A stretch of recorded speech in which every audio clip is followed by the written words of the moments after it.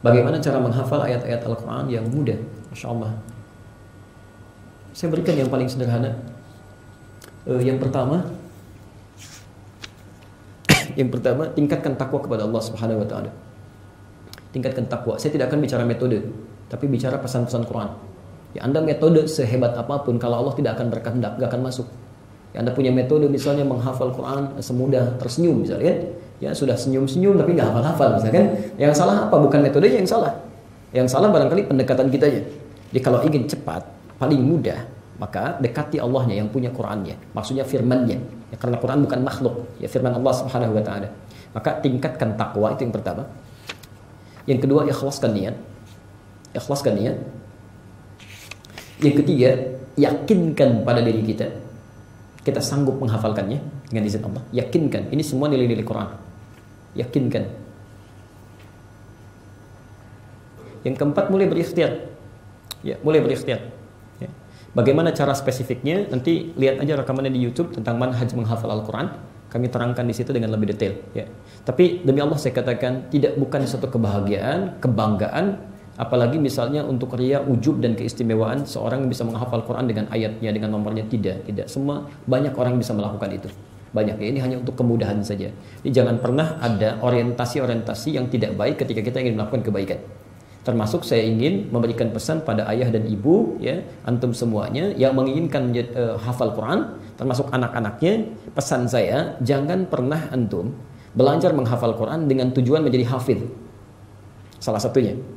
Ya, kalaupun tidak dipersalahkan, tapi itu sudah mengurangi keikhlasan.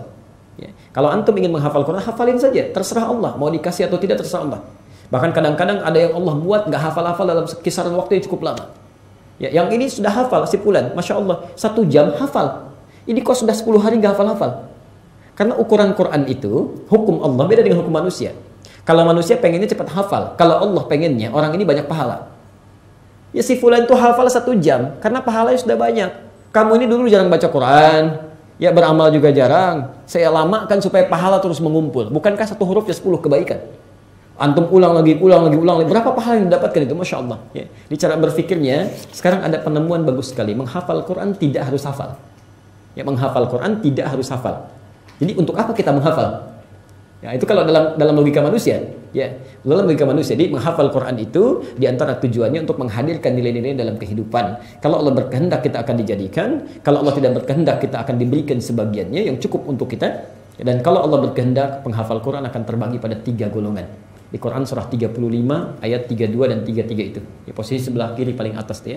Wa minhum zalimun li nafsihi. Ada penghafal Quran zalim bagi dirinya. Ada. Itu yang salah niat di awalnya. Bapak Ibu jangan kira penghafal Quran semuanya baik. Ada penghafal Quran penipu ada. Ya, penghafal Quran pendusta ada. Penghafal Quran macam-macam ada. Ya. Hafal ayatnya tapi korupsi juga. Saat korupsi sedang tidak ingat ayatnya. Ya, setelah ditangkap baru ingat lagi gitu kan. Itu ada yang begitu. Wa minhum muqtasid, ada orang yang hafal Quran tapi bagi dirinya saja, belum bisa bagi-bagi dengan orang lain. Mojok di masjid, buka-buka mushaf, ngulang-ngulang, dia itu muqtasid. Yang terbaik sabiqum bil khairat, yang bisa berbagi kebaikan dari nilai-nilai Quran yang dimaksudkan. Itu yang harus kita cemburui. Ya, di At-Tirmidzi nomor hadis 2510, ya Nabi SAW menyampaikan dari riwayat Ibnu Umar radhiyallahu anhuma, beliau menyampaikan la hasada illa fitnataini. Ya, tidak boleh kita merasa iri hati kecuali pada 2 golongan manusia.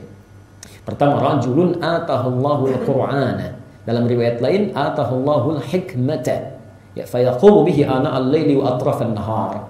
Seorang yang Allah anugerahkan Quran pada dirinya, lalu dia mempraktikkan Qurannya setiap pagi dan malamnya, setiap waktu dia gunakan. Masya Allah, harus iri tuh. Ya. Ada orang bernama Mu'adz, Masya Allah, usia 4 tahun, matanya buta, ingin menghafal Quran, sampai hafal. Ketika hafal ditanya oleh orang lain, dia wawancara. Apa motivasi Anda menghafal? Kata anak ini yang belum dihisab pada waktunya, ya, usia 4 tahun. Kata anak ini, saya menghafal Quran, berusaha ingin membawanya ke hadapan Allah. Yaumul hisab, di hari hisab saat kiamat. Saat saya tidak ditemani oleh siapapun, tangan saya bergetar, kaki saya bergetar, saya akan katakan di hadapan Allah. Saya akan katakan di hadapan Allah, Allah, ya Allah, kata anak ini, ya Rabb, ya Rabb. Jika memang kedatangan saya saat ini masih membawa dosa yang layak untuk dihukum, saya sudah berusaha menghafal Quran dalam keadaan mata saya buta. Mohon kurangi hukuman saya dengan Quran yang telah saya bawa ini. Anak 4 tahun, mata buta, berusaha menghafal Quran, membawa bekal pada Rabbnya, supaya dikurangi hukumannya. Padahal dia belum layak untuk dihukum. Belum taklif, belum berlaku baginya. Ada orang usia 40 tahun, diberikan oleh Allah masa yang cukup panjang. Matanya sehat, fisiknya kuat. Masya Allah, jangankan untuk menghafal, untuk membaca pun belum ada motivasi. Butuh berapa lama lagi waktunya? Ya, maka kita harus saling mendoakan, jangan mencela. Saling doakan, saling menguatkan, supaya kebaikan-kebaikan itu bersinergi satu dengan yang lainnya.